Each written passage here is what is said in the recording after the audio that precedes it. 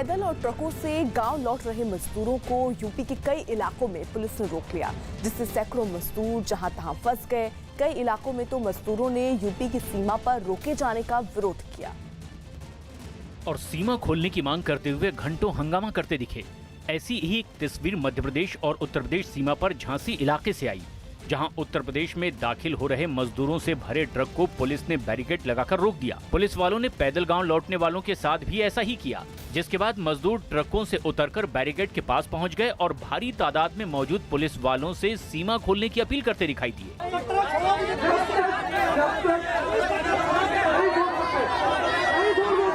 Police वाले इन मजदूरों को ट्रकों से न जाने के लिए समझाते हुए नजर आए, लेकिन ये लोग अपनी मांग पर अड़े रहे।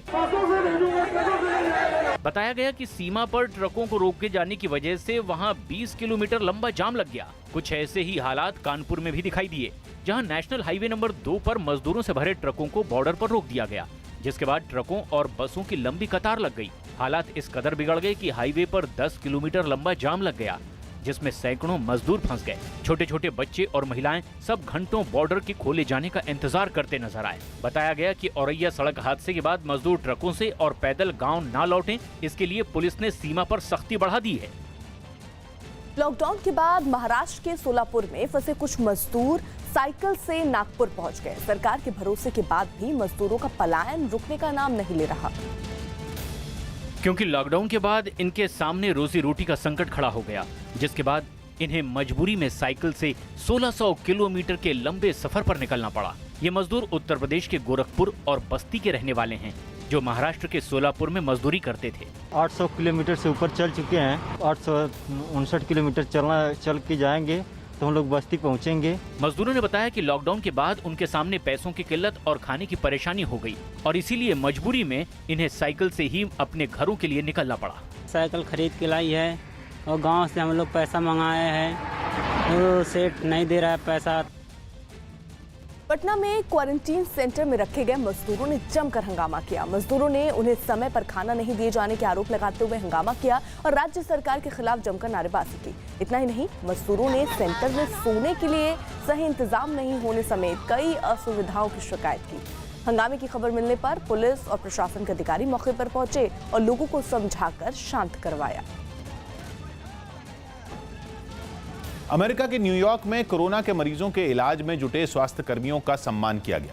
इस बीमारी के गंभीर खतरों के बीच स्वास्थ्यकर्मी अपनी जान की परवाह किए बिना दिन रात अपने काम में जुटे हैं, जिनका आभार जताने के लिए एक अस्पताल के बाहर पुलिस की गाड़ियों का काफिला निकाला गया। इस काफिले में पुलिस की कई गाड़ियां एक साथ दिखाई दी, जो एक दूसरे के पीछे चल रही थी। इसे देखने के लिए डॉक्टरों और नर्सों के अलावा कई स्वास्थ्यकर्मी भी बाहर निकल आए। सबके चेहरों पर मास्क दिखाई दिए और सभी तालियां बजाते नजर आए। इसके बाद पुलिस टीम ने संगीत की धुन बजाकर भी कोरोना के योद्धाओं को सलाम किया। पूरे अमेरिका में कोरोना का सबसे ज्यादा खतरा न्यूयॉर्क में ही है। वहां इस बीमारी के जितने मामले हैं उतने दुनिया के किसी भी देश में नहीं है। बिहार के समस्तीपुर में एक स्कूल में बनाए गए क्वारंटीन सेंटर में कुछ मजदूरों के बीच जमकर मारपीट हुई। बताइए गया कि इस क्वारंटीन सेंटर में पानी का इंतजाम नहीं है और वहां दिन में एक वक्त टैंकर के जरिए पानी पहुंचाया जाता है और पानी लेते वक्त कुछ मजदूरों के बीच कहासुनी हो गई, जो देखते ही देखते झड़प में तब्दील हो गई और इसके बाद मजदूर एक दूसरे पर थप्पड़ घूंसे बरसाने लगे। कुछ ही देर में स्कूल का मैदान किसी जंग के मैदान जैसा दिखाई देने लगा। कोई बाल्टी से दूसरे को मारता दिखा तो कोई डंडे से वार करता नजर आया। इस बीच कुछ लोगों ने बीच बचाव की कोशिश भी की, लेकिन हंगामा कर रहे मजदूर शांत नहीं हुए।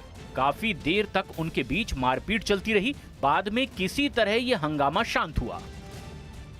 गुजरात के द्वारका में गरीबों और जरूरतमंदों को कोस्ट गार्ड के जवानों ने खाना बांटा। लॉकडाउन के बाद से ही गरीबों के सामने खाने पीने का संकट है और इसलिए ऐसे लोगों की मदद के लिए कोस्ट गार्ड के जवान आगे आए और उन्हें खाने के पैकेट बांटे। खाने पीने के सामान से भरी गाड़ी के साथ जवान जैसे ही एक इलाके में पहुंचे, लोग उन्हें घेर कर खड़े हो गए, जिसके बाद उन्होंने एक एक कर सभी लोगों को खाना दिया।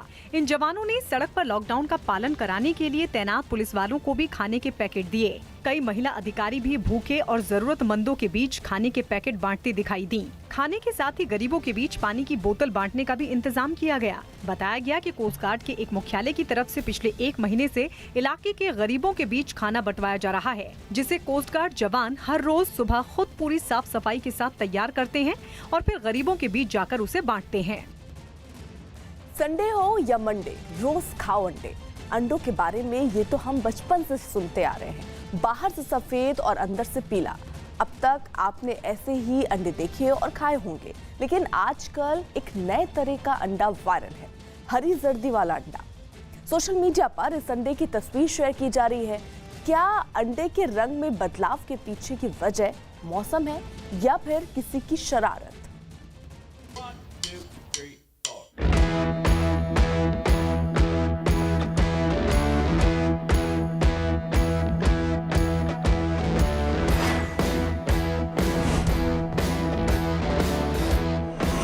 हरा अंडा, क्या ये इस अंडे में किसी ने हरा रंग डाल दिया है?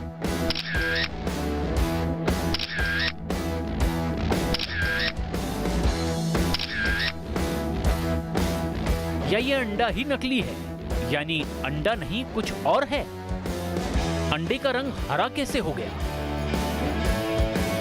ये सवाल हमारे ही नहीं है, सोशल मीडिया पर भी इस अंडे को लेकर ऐसे ही सवाल उठाए जा रहे हैं।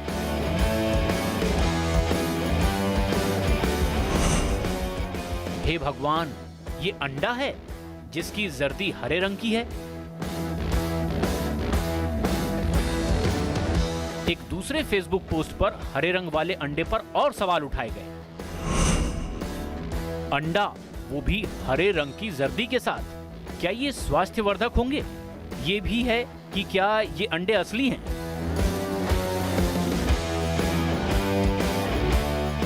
हरे अंडे पर सोशल मीडिया के सवालों के बाद हमारे मन में भी कुछ सवाल आए।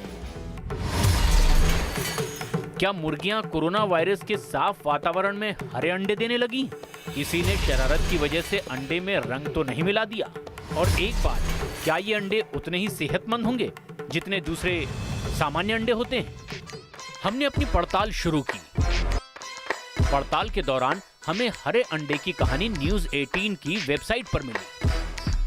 हरे अंडे के बारे में न्यूज़ 18 ने लिखा है कि ये घटना केरल के मल्लापुरम की है, जहां कोट्टाकल के शहाबुद्दीन पोल्ट्री फार्म के अंडों के रंग पीले नहीं हैं। पोल्ट्री फार्म के मालिक का नाम शहाबुद्दीन है। जिसके बाद न्यूज़ 18 इंडिया ने केरल के मल्लापुरम में शहाबुद्दीन को खोज निकाला और हरे अंडे के बारे में जानने की कोशिश की।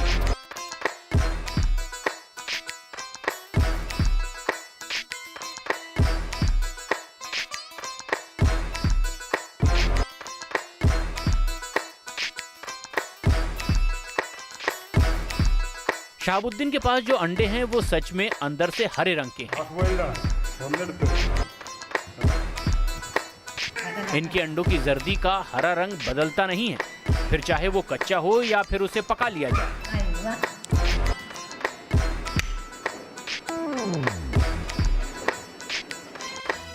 शहाबुद्दीन के पास 20 मुर्गियां हैं, लेकिन सारी की सारी हरा अंडा नहीं देती। उनके फार्म से मात्र 7 मुर्गियां ही ऐसी हैं जो हरी जर्दी वाला अंडा देती हैं। केरल का ये फार्म 9 महीने पहले शुरू हुआ था। तब एक मुर्गी ने हरे रंग की जर्दी वाले अंडे देना शुरू किया। इसके बाद फार्म के मालिक शहाबुद्दीन ने कुछ अंडों से चूजे निकलने का इंतजार किया ताकि अगर कुछ अलग हो तो देखा जा सके, लेकिन इसमें कुछ अलग नहीं दिखा था।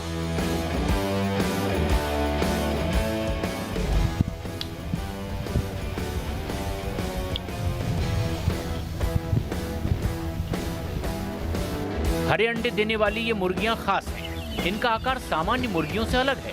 हरे अंडे देने वाली ये मुर्गियां सामान्य से थोड़े छोटे आकार की हैं।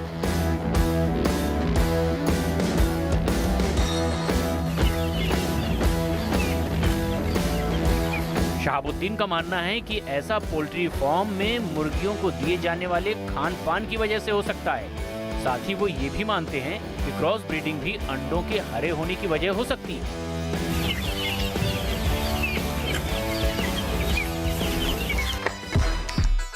विशेषज्ञ हरे रंग वाले इन अंडों की वैज्ञानिक जांच की मांग कर रहे हैं, लेकिन हरे रंग की जर्दी वाले अंडों की खबर फैलते ही शहाबुद्दीन के घर के बाहर इन्हें खरीदने वालों की लाइन लग गई। ऐसे में एक और सवाल है कि क्या ये अंडे खाए जा सकते हैं? जवाब खुद शहाबुद्दीन ने दिया। ഹാഫ് ബോയിൽഡാണ് ഒന്നെടുത്ത് കണ്ടോ. शहाबुद्दीन ने अपने फेसबुक प्रोफाइल पर भी इन अंडों की जानकारी दी है। साथ ही वो अब इन हरे रंग के जर्दी वाले अंडों के प्रोडक्शन को बढ़ाने पर जोर दे रहे हैं। न्यूज़ 18 इंडिया की पड़ताल में वायरल खबर सच साबित हुई।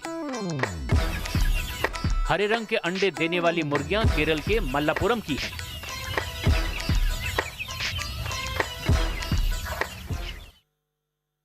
दिल्ली के पास नोएडा में राशन की कतार में खड़ी महिलाओं की पिटाई के आरोप में एक दारोगा को निलंबित कर दिया गया। आरोप है कि सेक्टर 20 के थाने में तैनात एक दारोगा ने राशन लेने के लिए लाइन में लगी महिलाओं की डंडे से पिटाई की, जिसका एक वीडियो भी सामने आया जिसमें एक पुलिस वाला लाइन में खड़ी महिलाओं को डंडे से पीटता दिखा।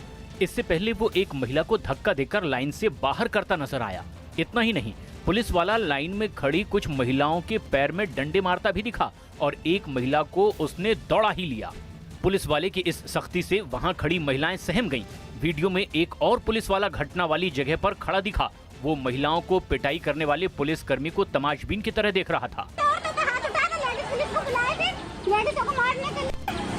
देखो देखो कितनी बुरी बताया गया कि राशन लेने पहुंची एक महिला ने इस घटना का वीडियो बना लिया और फिर उसे वायरल कर दिया। वीडियो वायरल होने के बाद पुलिस के आला अधिकारियों ने कार्रवाई करते हुए आरोपी पुलिस वाले को सस्पेंड कर दिया। चिली की राजधानी सैंटियागो में कोरोना संकट के बीच हजारों नई कब्रें खोदी गईं। इस दक्षिण अमेरिकी देश में कोरोना के रोजाना सैकड़ों मामले सामने आ रहे हैं और मरने वालों का आंकड़ा भी लगातार बढ़ रहा है। और यही वजह रही कि पहले से ही वहां हजारों कब्रें खोद दी गईं ताकि मरने वालों को लाकर दफनाया जा सके। कब्रों की खुदाई के काम में कई लोगों को लगाया गया। बताया गया कि कोरोना की वजह से मरने वालों की तादाद जिस तेजी से बढ़ रही है उसे देखते हुए वहां और ज्यादा कब्रों की जरूरत होगी। पूरे देश में कोरोना के अब तक 37,000 मामले सामने आ चुके हैं और 400 लोगों की मौत हो चुकी है। एटा में पुलिस की चेकिंग के दौरान एक लड़की पिटाई करने का एक वीडियो सोशल मीडिया पर वायरल है। बताया जा रहा है कि युवक अपनी भाभी को डॉक्टर से दवा दिलाने ले जा रहा था। लॉकडाउन की वजह से पुलिस ने उसे रोका और पूछताछ के दौरान पुलिस वाले उसके साथ मार पिटाई करने लगे। पुलिस ने मोटरसाइकिल के दस्तावेज और मास्क न होने के आरोप में मोटरसाइकिल सीज कर दी। तपती धूप में नंगे पैर चलते मासूम बच्चों का एक वीडियो सामने आ रहा है। दिल को झकझोर देने वाला ये वीडियो मध्य प्रदेश के डिंडौरी जिले का है। यहाँ दरअसल गोवा से डिंडौरी लौटे मजदूरों के बीच एक मासूम बच्ची भी नंगे पैर चलती दिखी। डिंडौरी लौटे मजदूरों ने बताया कि गोवा पुलिस ने 3 गाड़ियों में 40 मजदूरों को स्टेशन पहुंचाया था। जबलपुर में भी सरकार ने डिंडौरी तक पहुंचाने का इंतजाम किया था, लेकिन डिंडौरी में आकर उन्हें पैदल ही अपने गांव जाना पड़ रहा है।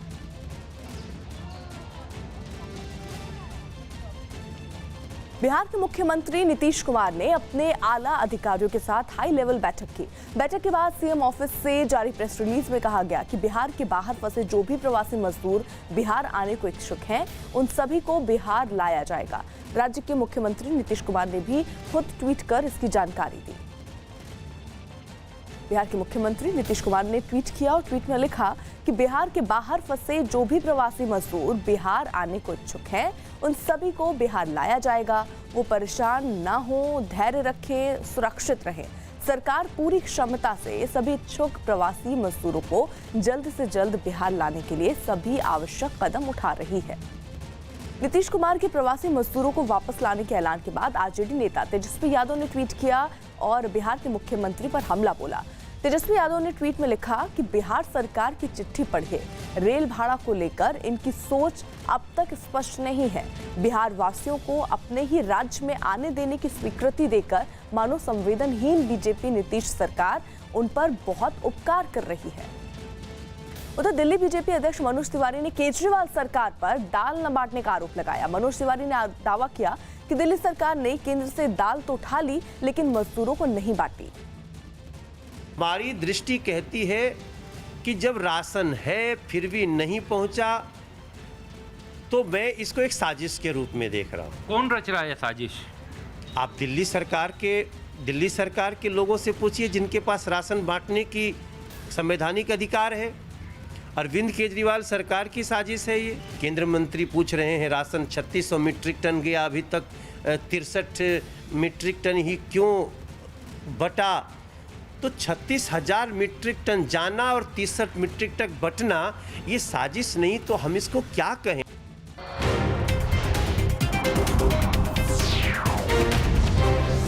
बाद में मजदूरों ने पुलिस वालों पर लाठियां मारने का आरोप लगाया। ये मजदूर गांव वापसी के लिए सड़कों पर पैदल ही निकल पड़े।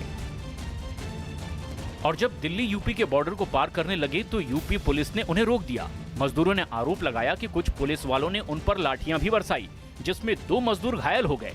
एक मजदूर तो सड़क के किनारे बैठकर दर्द से कराहता दिखाई दिया। मजदूरों पर किस तरह से सितम हो रहे हैं उसकी तस्वीर हम आपको दिखाना चाहते हैं। देखिए, एक मजदूर हैं जो निकले थे बिहार के लिए, लेकिन पुलिस की लाठी का शिकार ये हुए हैं। देखिए, हाथ पर चोट का निशान है। डंडे की चोट से घायल हुए मजदूर ने बताया कि वो बिहार जाने के लिए निकला था। हम लोग को जाने भी नहीं दे रहा। कहाँ जाना है आपको? क्या नाम है? बिहार जाना है। इसके अलावा सिर पर सामान रखकर गांव लौट रहे कई मजदूरों को पुलिस ने बॉर्डर से लौटा दिया। बिहार के औरंगाबाद में क्वारंटीन सेंटर में बदइंतजामी का आरोप लगाकर वहां रह रहे लोगों ने जमकर हंगामा किया। दूसरे राज्यों से बिहार पहुंचे लोगों को 14 दिन के लिए वहां क्वारंटीन किया गया है। लेकिन क्वारंटीन सेंटर में ठहराए गए लोगों ने बदइंतजामी का आरोप लगाया और नेशनल हाईवे नंबर 139 पर उतरकर प्रदर्शन किया। विरोध जताने के लिए कुछ लोग तो थालियां पीटते भी दिखे। इतना ही नहीं, हंगामा कर रहे लोगों ने केंद्र सरकार के खिलाफ नारेबाजी की। थोड़ी ही देर में सड़क पर लंबा जाम लग गया। प्रदर्शन कर रहे लोगों की वजह से कई गाड़ियां फंस गईं। वहीं घटना वाली जगह पहुंचे प्रशासन के लोग हंगामा करने वाले लोगों से बातचीत कर मामले को निपटाने में जुट गए। तो ना ब्रेकफास्ट ढंग से दिया जा रहा था, ना लंच दिया जा रहा था। जो भी प्रखंड के अधिकारी थे वो है, इस प्रॉब्लम का उन्होंने समाधान किया।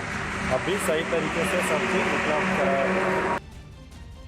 लॉकडाउन को लेकर मजदूरों के सामने रोजगार और रोजी रोटी का संकट खड़ा है। बड़े शहरों में काम धंधा बंद है। इसी वजह से बड़ी संख्या में श्रमिक अपने घरों की ओर लौट रहे हैं। ऐसे में अगर भारत सरकार क्या मजदूरों को 1,20,000 रुपए देने वाली है? सोशल मीडिया पर वायरल एक मैसेज तो ऐसा ही कह रहा है।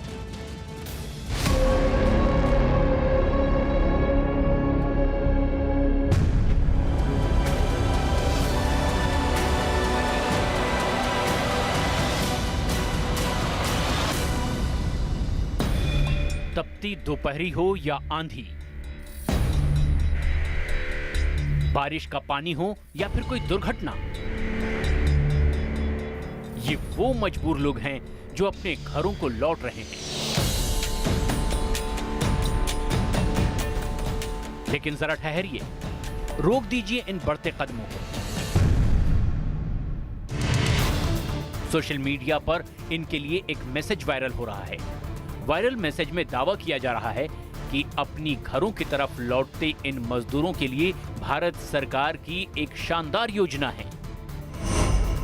1990 से 2020 तक जिन श्रमिकों ने अपनी सेवा दी है, वो श्रम मंत्रालय से 1,20,000 रुपए लेने के हकदार हैं। लिस्ट में अपना नाम देख लीजिए कि किन किन लोगों को पैसा मिल सकता है। फेसबुक पर भी इस वेबसाइट को लेकर ऐसा ही दावा किया गया है।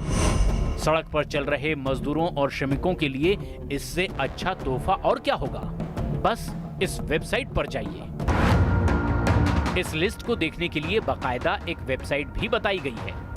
इसी वेबसाइट पर अपना नाम देखने की बात की जा रही है। मैसेज ही ऐसा है कि कोई भी इसे देखने के बाद इस लिंक पर क्लिक कर ही देगा, क्योंकि ये भी बताया गया है कि बहुत लोगों को इसका लाभ मिल भी चुका है।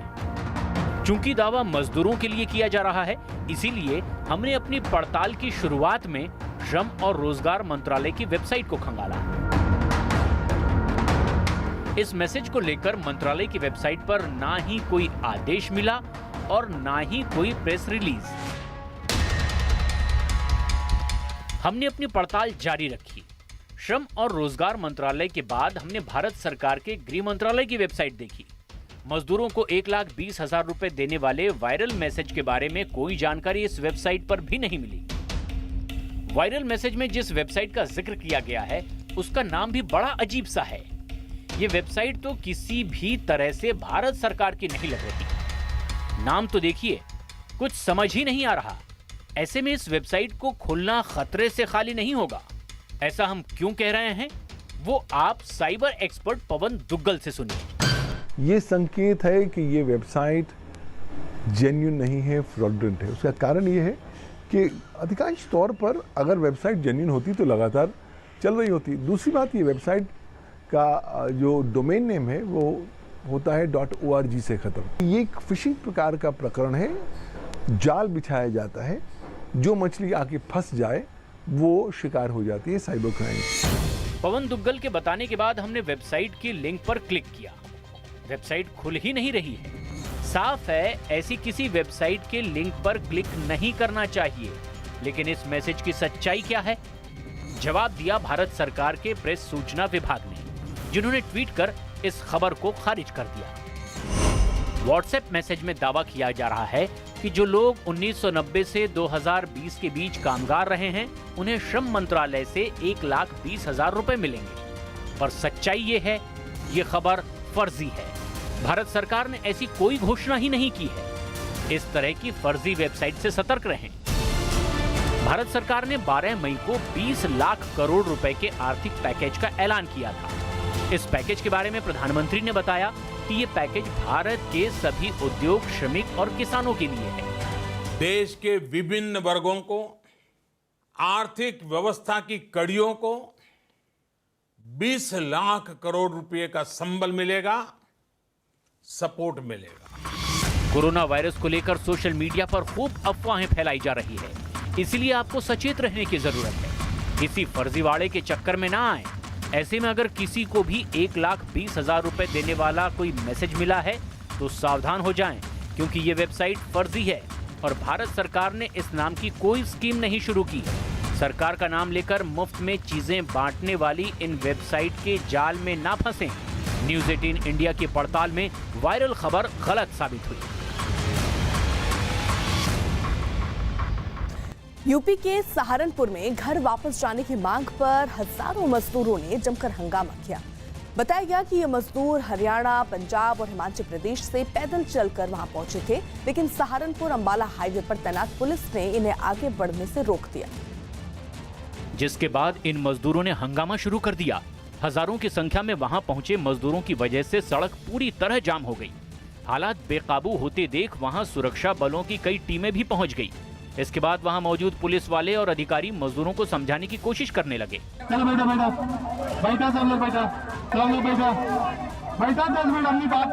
लेकिन मजदूरों का गुस्सा कम नहीं हुआ और वो उन्हें घर भेजने की मांग पर अड़े रहे। इसके बाद एक पुलिस अधिकारी ने मजदूरों को मदद का भरोसा देकर उनसे शांत होने की अपील की।